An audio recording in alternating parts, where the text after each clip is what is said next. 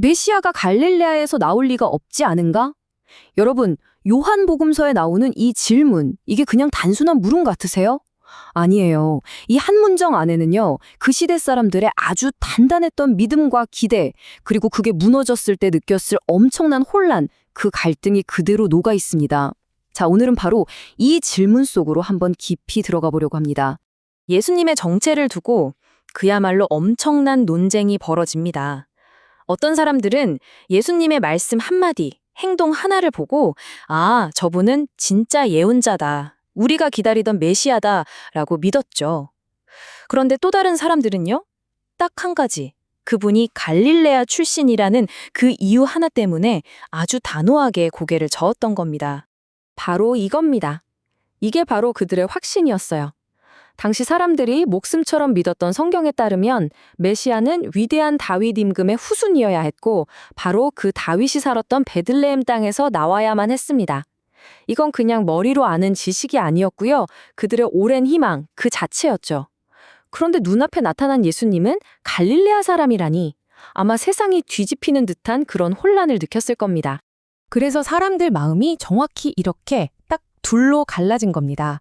한쪽에서는 예수님에게서 뿜어져 나오는 그 권위를 직접 느끼면서 저분이야말로 진짜다 확신했죠. 그런데 다른 한쪽은 어땠을까요? 갈릴레아 사람이라는 이 편견, 이 하나의 생각에 딱 사로잡혀서 눈앞의 진실을 그냥 놓쳐버리고 만 겁니다.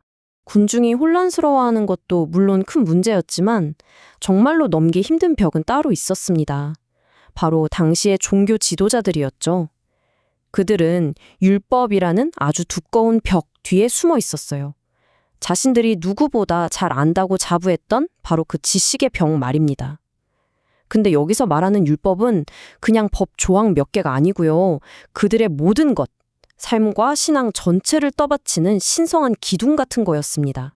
그런데 말이죠. 여기서 정말 예상치 못한 증언이 튀어나옵니다. 누구한테서 나왔냐면 예수님을 체포하러 갔던 성전 경비병들 입에서 나온 거예요.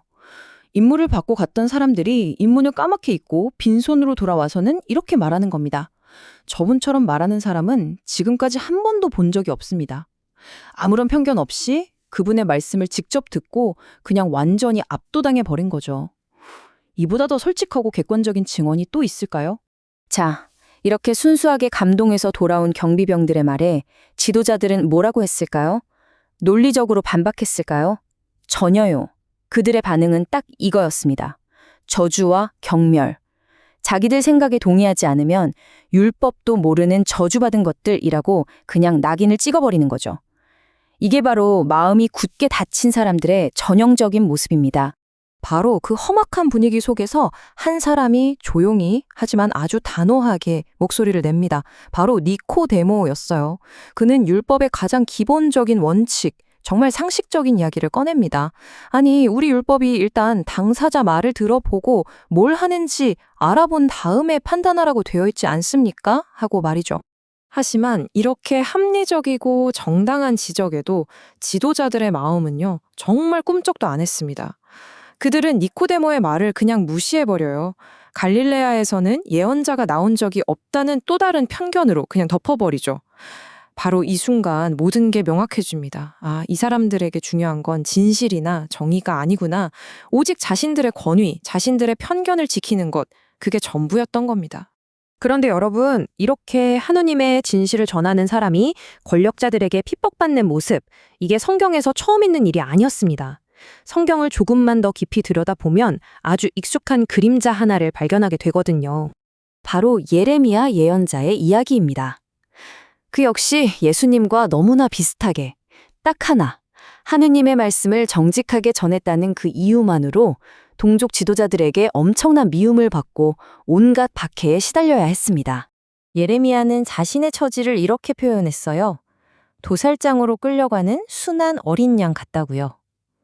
한번 상상해 보세요. 아무 죄도 없이 그저 묵묵히 죽음의 길로 끌려가는 그 연약한 어린 양의 모습을요.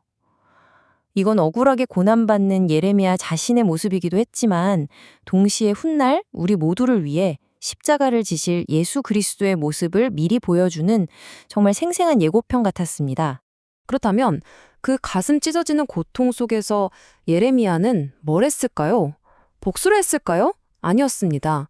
인간적인 방법으로 저항하거나 원망하지 않았어요. 대신에 자신의 모든 억울함과 고통을 오직 한 분, 가장 정의롭게 심판하시는 주님께 전부 맡겨드렸습니다. 이게 바로 어떤 상황에서도 흔들리지 않는 진짜 의로운 사람의 믿음인 거죠. 자, 그렇다면 이 수천 년 전의 이야기가 지금을 살아가는 우리에게 도대체 무슨 의미가 있을까요? 이 이야기는 더 이상 그냥 옛날 이야기가 아닙니다. 바로 우리에게 아주 중요하고도 절실한 선택을 하라고 요구하고 있거든요. 그건 바로 미지근함을 넘어서는 선택입니다. 이제 우리 자신에게 한번 질문해 볼 시간입니다. 오늘 나에게 예수님은 어떤 분이신가요? 혹시 우리도 저 군중처럼 이리저리 흔들리면서 그냥 혼란스러워하고만 있지는 않나요? 아니면 혹시 당시 지도자들처럼 내 생각, 내 경험이라는 벽 안에 예수님을 가둬두고 있지는 않습니까? 바로 이 지점에서 우리의 믿음은 완전히 다른 두 갈래길로 나뉩니다. 한쪽 길은요, 예수님을 그냥 역사 속의 위대한 스승, 좋은 가르침을 준 예언자 중 한 명으로 생각하는 길입니다. 하지만 다른 길은 그분을 내 삶의 단 하나뿐인 구원자, 나의 메시아로 고백하는 길이죠. 그리고 이 두 번째 길을 선택하는 순간 그분의 말씀은 더 이상 그냥 좋은 조언이 아니라 내 삶의 방향을 결정하는 절대적인 기준이 됩니다. 성경은 바로 이렇게 어중간한 상태, 적당히 믿으려는 태도를 정말 무섭게 경고합니다. 요한묵시록에서는 이렇게까지 말하죠. 너는 차지도 않고 뜨겁지도 않다.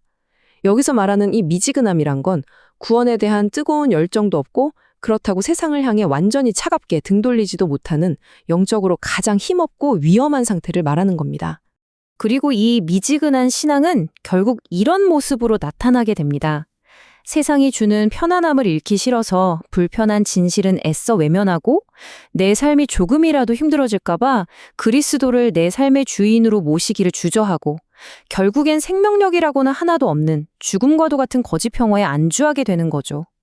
이게 바로 눈앞의 메시아를 보고도 자기들 기득권을 지키려고 그를 부인했던 바리사이들의 모습과 뭐가 다르겠습니까? 그래서 오늘 성경이 우리에게 던지는 도전은 아주 분명합니다. 더 이상 이 미지근한 자리에 머물러서는 안 된다는 거죠.